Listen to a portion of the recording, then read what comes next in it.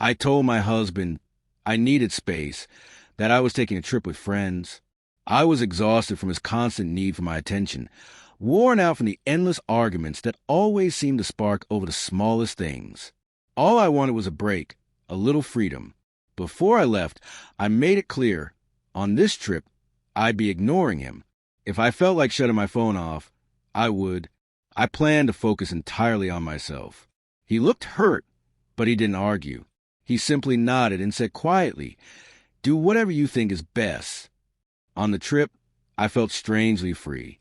No text flooded my phone, no checking in, no fights about where I was or what I was doing. I laughed with my friends, stayed up late, explored new places. For a while, I thought maybe this was a life I wanted. Fun, excitement, no strings. I posted pictures, shared stories, and didn't give a thought to how he might feel back home. When I returned, I braced for a cold reception, maybe an argument, maybe even tears. But what I walked into was something I never expected. In the living room sat my husband, beside a man in a suit with a briefcase. My husband rose calmly and said, "This is Mr. Harris, my divorce lawyer." My stomach dropped. At first, I laughed nervously, assuming it was some cruel joke. But his expression was serious, distant, almost icy. The lawyer opened his case and laid out the papers. "We've already prepared the documents," he said. "Your husband is ready to proceed with the divorce." The room spun. I felt dizzy, like the walls were closing in. I tried to speak, but my husband cut me off. "When you told me you'd ignore me on your trip, I realized I've been ignored for years. It wasn't just a trip. You've been dismissing me, my needs, my feelings, our marriage, for a long time. I won't fight for someone who doesn't even want to see me." His words hit harder than anything I'd ever heard. I stammered that I only needed a little space, that I never meant to hurt him so deeply. I said I thought he'd wait, that he'd understand. But he shook his head. "Marriage isn't about pushing each other away," he said. "It's about choosing each other every single day. And you stopped choosing me." Tears blurred my vision as memories came rushing back. Every small gesture he'd made to show he cared.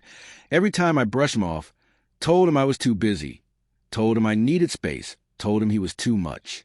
In that moment, I finally understood what I had done. The lawyer handed me the papers, saying I didn't need to sign right away, but the process had already begun. My husband turned and walked upstairs, leaving me alone with the documents staring back at me. I wanted to run after him, to beg, to scream, but my body froze. Pride and fear kept me rooted in that spot. Over the following days, I tried everything. I cooked his favorite meals, sent long apologies, begged for another chance. But he stayed distant, polite, calm, unmoved. He wasn't angry anymore. He was simply done. And that hurt far more than anger ever could. One night, I asked him outright, "Is there anything I could do to change your mind?" He looked at me for a long time, then said, "No. The moment you decided I wasn't worth your time, you answered that question yourself."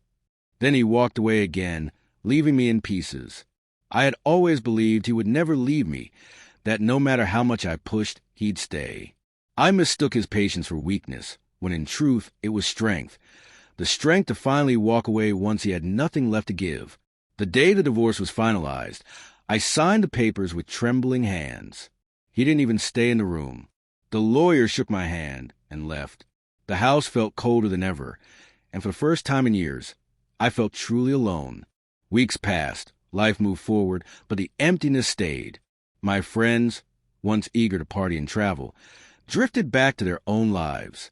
I was left staring at the ruins of mine. That's when I realized freedom without love is meaningless. The thrill fades, but losing someone who truly cared leaves a wound that never heals. My husband eventually moved out, starting fresh somewhere else. I never saw him again, except once, from afar. He was walking with another woman, smiling in a way I hadn't seen in years. Happier than he'd ever been with me. That's when I knew I had lost him for good. Not because of betrayal, not because of another woman, but because of my own choices. The trip I thought would give me freedom ended up teaching me the harshest lesson of my life. Love isn't about shutting someone out when it's convenient. It's about showing up even when you don't feel like it. I learned that too late. By the time I came home, love had already left me behind.